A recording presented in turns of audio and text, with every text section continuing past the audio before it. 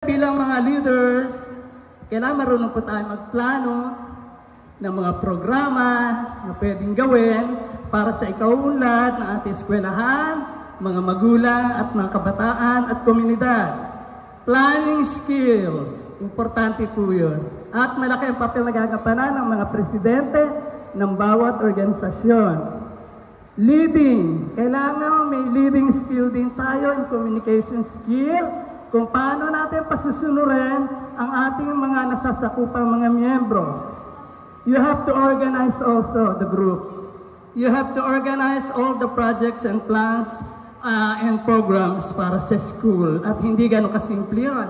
Everything should be documented, may time frame na sinusunod, may deadlines, at may mga responsibilidad ang bawat isa na dapat gampanan. Pag ang isang posisyon hindi po gumana o hindi nagtrabaho, maapektuhan po ang buong programa. Dapat meron din kayong control, marunong mag-control. Controlling skill. Dapat alam nyo kung paano kontrolin ang mga miyembro, mga officers, ang budget, ang mga dokumento, para wala pong maging aberya. Tawag namin sa private companies, PLOC, Planning, Leading, Organizing, and Control. Hindi po madali yan, masakit sa ulo yan.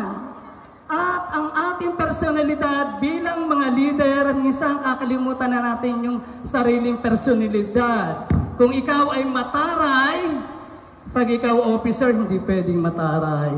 Gagamit tayo ng ibang maskara. Yung maskara na yon ay kaiga-igaya sa mga officers at mga members. Malaki ang papel na gagampanan ng mga leader o presidente.